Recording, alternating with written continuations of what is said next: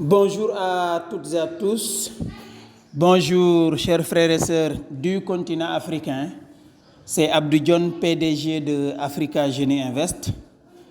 Alors, je voudrais vous faire cette vidéo ce matin pour attirer votre attention, l'attention de toute la communauté Africa Génie Invest sur un fait.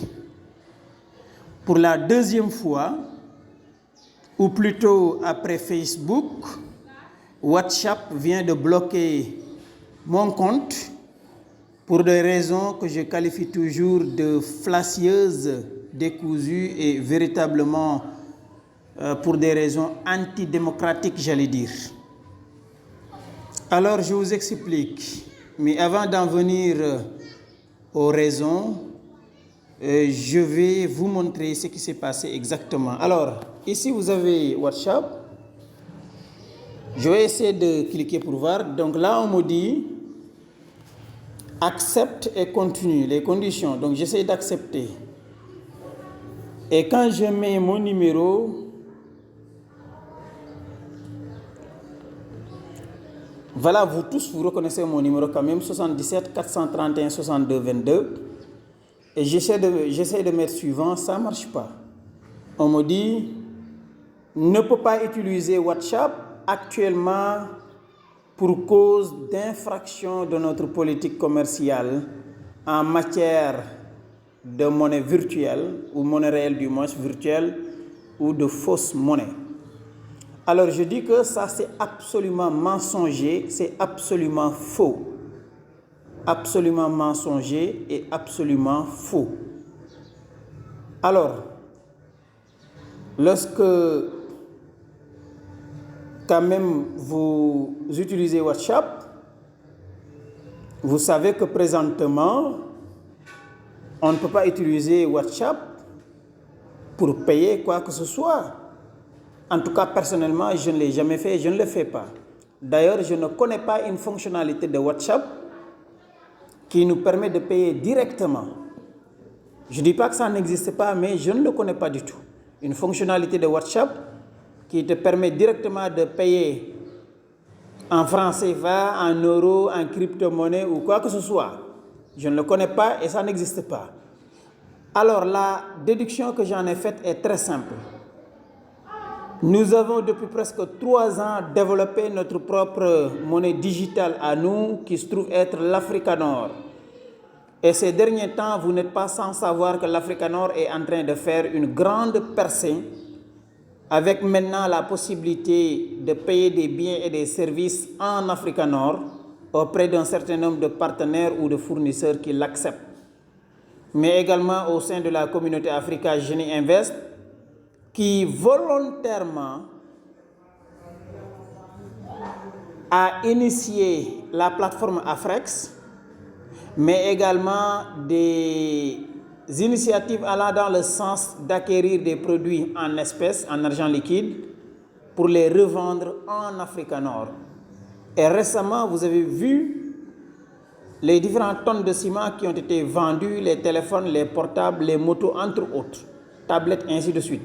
Donc aujourd'hui, pour me résumer, ça ne vaut pas la peine d'être long.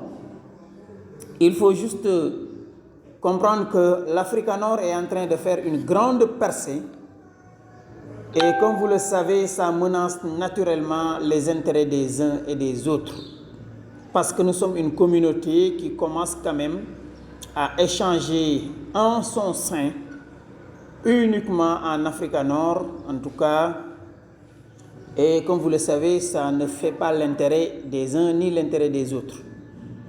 Alors, le message est très simple. Nous sommes une génération qui doit créer la rupture.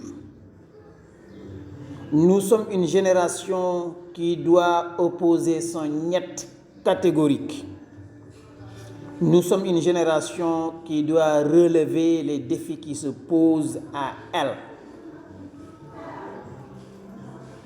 Sur ce, je fais 2 suggestions. La première est de partager largement cette vidéo.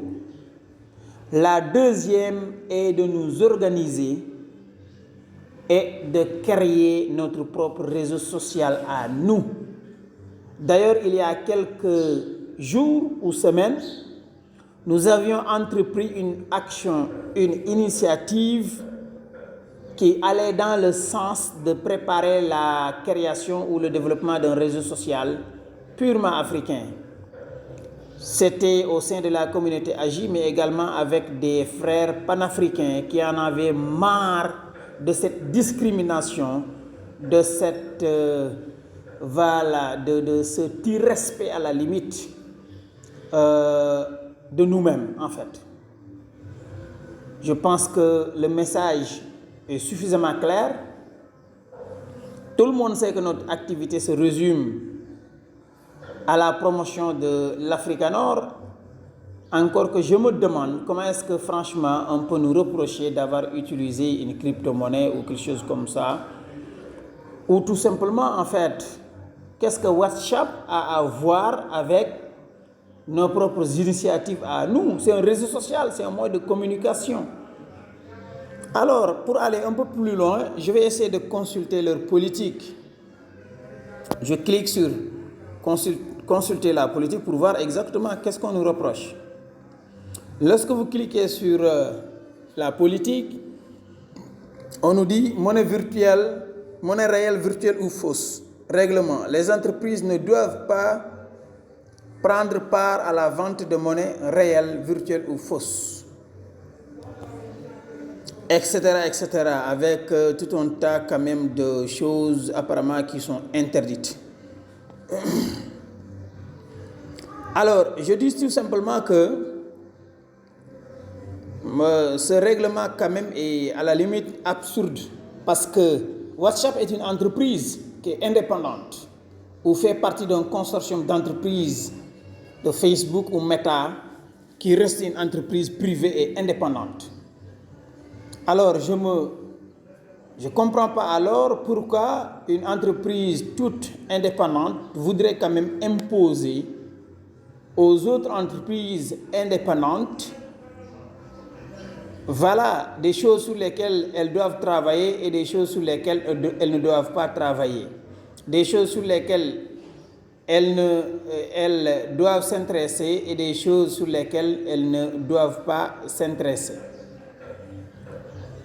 Pour moi, c'est un type de règlement qu'il faut combattre, qu'il faut dénoncer en fait. Parce que quand même, la crypto-monnaie n'est pas interdite. C'est une invention qui n'est que le produit de la haute technologie. Et si vous avez un œil observateur, vous vous rendrez compte que à chaque fois qu'il y a eu une révolution technique ou technologique, il s'ensuit une révolution financière, mais également une révolution culturelle, sociale, politique et économique. Lorsque il y a eu le développement de la sidérurgie et de la métallurgie,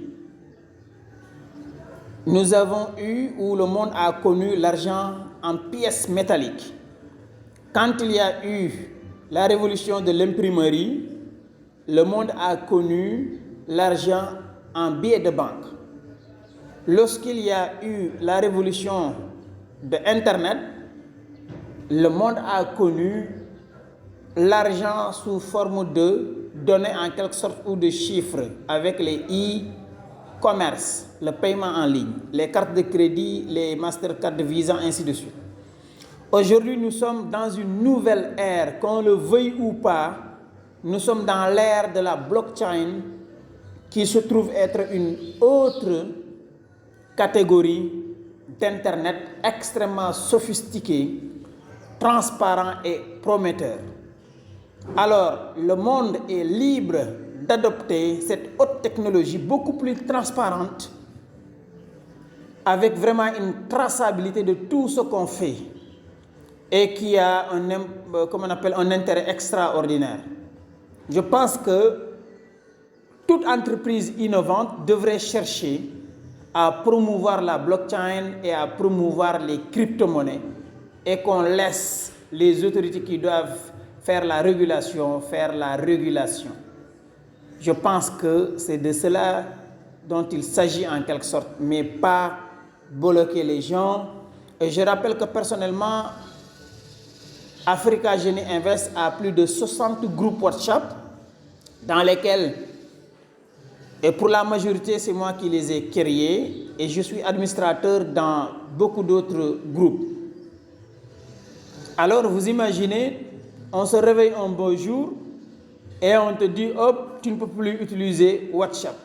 Ça, c'est extrêmement injuste, c'est extrêmement méchant à la limite. On le fait sans aucune raison.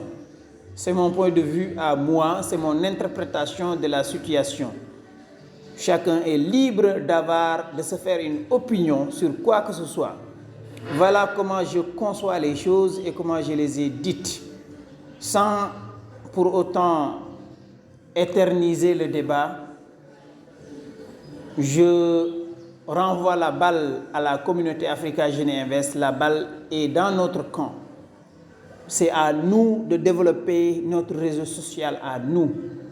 Et ici et maintenant, j'annonce la ferme volonté de lancer